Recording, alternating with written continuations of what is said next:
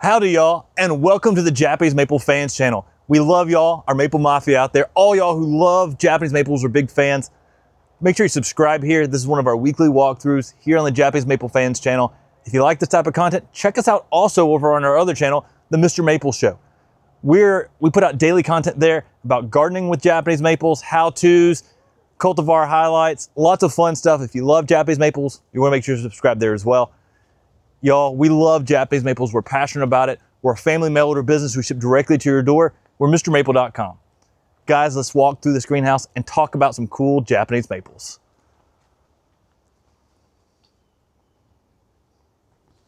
So y'all, as we're walking through this greenhouse, each one of these greenhouses here at MrMaple has about 6,000 trees.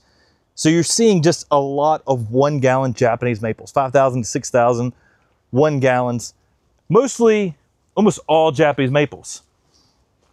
Guys, let's talk for a second here at this one tree up here at the front. This is Acer Cersinatum Churayu nosum. The name means claw of the dragon. It's a Acer Cersinatum that has a unique leaf structure. It has just this claw-like shaped leaf, which is really nice, really special. It's almost like a linear selection of a Acer Cersinatum. You know, suboldianums have that rounded full moon style leaf, and this is starkly different from what we think about with Acer Cersinatum. The leaf is often mutated though, in a unique way, which look like dragon claws. And that's where this tree is just spectacular and different. It has the typical green leaf of Acer Cersinatum, and it gives you some really nice yellows and oranges in the fall as well. Good compact upright habit, typically reaching 8 foot in 10 years. This is a really nice, uniquely styled Acer Cersinatum, so definitely check it out.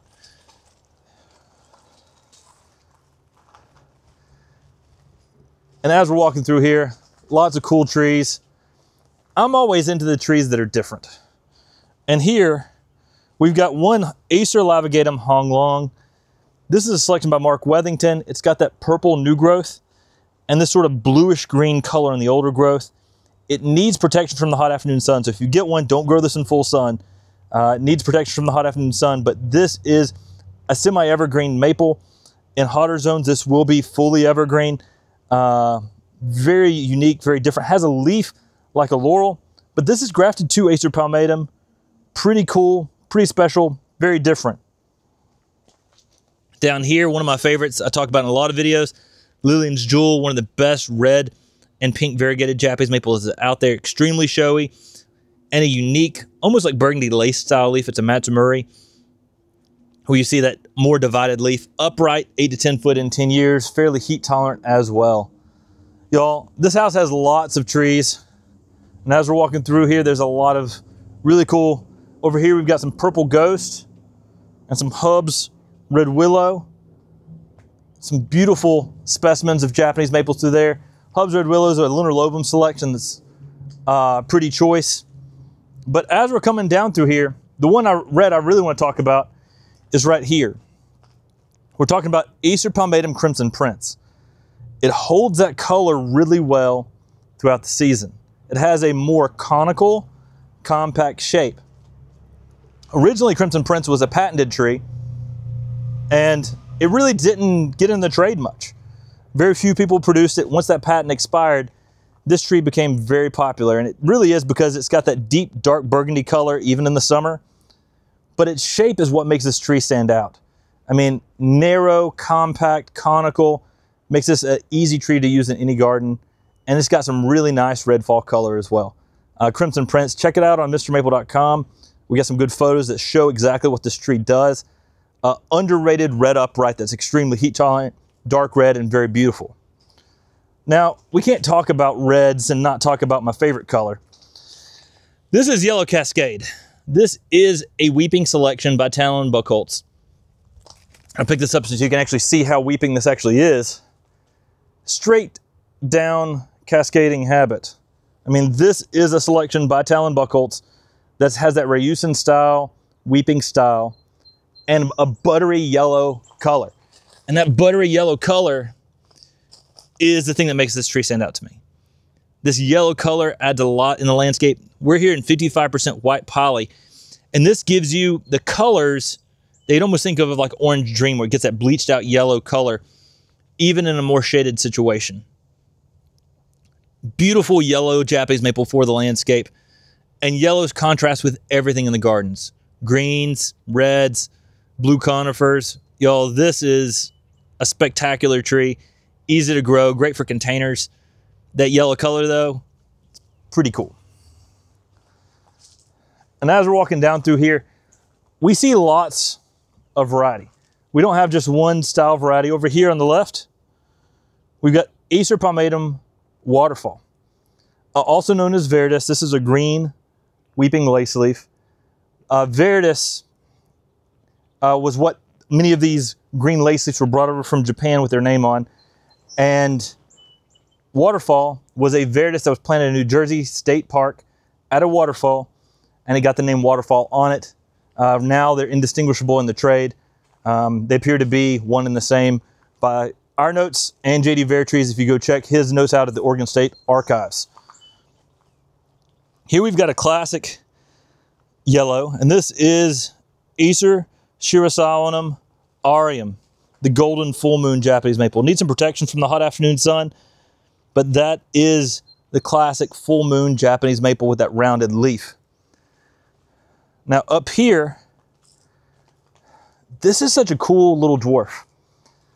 This is Acer Cersinatum, sometimes called Eileen Cook or Little Jim. Now, Eileen Cook found this witch's broom, which is a compact growing Cersinatum. And it's this mutation that happened on a Cersinatum that was growing in the wild in Oregon. And Eileen Cook took this witch's broom and took it to J.D. Vertrees, who got this tree into the trade. So technically, while J.D. Vertrees didn't actually find this witch's broom, he did a big part in introducing this witch's broom into the nursery trade. Cercinatums are a species that are closely related to Japanese maples. They're indigenous to the Pacific Northwest. They were found on the Lewis and Clark expedition. Many Acer Cersinatum hybrids are considered Japanese maples in the trade today, from Pacific Fire to Burgundy Jewel to Pacific Sprite. There's lots of Cersinatum hybrids with Japanese maples because they're so closely related. I mean, this is actually one that's not a hybrid with a Japanese maple. This is a mutation that happened on a native Acer Cersinatum with that compact form, making it a tree that'll be about 3 to 4 feet in height, 3 to 4 foot in width in 10 years. It's got some great fall colors, and it'll actually start showing some fall colors early in the season, as you're starting to see right now in almost August. This is late July of 2025. You're seeing a lot of oranges and reds coming in here on these Acer Cersinatum varieties. Now, Acer Cersinatum is pretty cool. It gets some feathery sides to the back part of the leaves. So if you're looking at the back side of the foliage, you can actually like little hairs. See if I can get this on here. You can see like little hairs underneath the leaves. The stems, they're kind of sticky as well. They've got that rounded, almost like full moon style leaf. Underrated, super cool. Cool thing of note about Acer Cersinatum is while the military rank of oak leaf doesn't really look like oak, it actually resembles more of an Acer Cersinatum. And I wonder if Persh's find and his scan of Acer Cersinatum had something to do with that rank. Because, I mean, it looks just like an Acer Cersinatum leaf. So pretty cool, pretty awesome. Native to the Pacific Northwest. So here you've actually got a nativar. There's a lot of native people out there. You can plant a native in your garden to the Pacific Northwest. Now coming up here, you see some cherry reds. That is Acer Pomatum Twombly's Red Sentinel. Twombly's Red Sentinel is a selection that was found as what they thought was going to be a witch's broom. And so they thought it would have a similar compact habit like Little Jim that we were just talking about. It turned out, after evaluating this, Ken Twombly realized that this tree had a compact habit, but it had a narrow shape, so it grows tall and narrow. And that makes it so usable in the landscape. It's just a flagpole color out there. Twombly's Red Sentinel can reach 8 to 10 foot in 10 years, growing about a foot of growth per year, but it'll only be about 2 to 3 feet in width in that same time frame. One thing you will note is that on Twombly's Red Sentinel, you have that witch's broom-like characteristic that we see with those short and center nodes. If those short and center nodes become absent, you'll notice that Twombly's Red Sentinel will grow wider. So something to take note of. A Twombly's without those short and center nodes will grow wider than what Twombly's was selected for. It's got some brilliant cherry red spring color.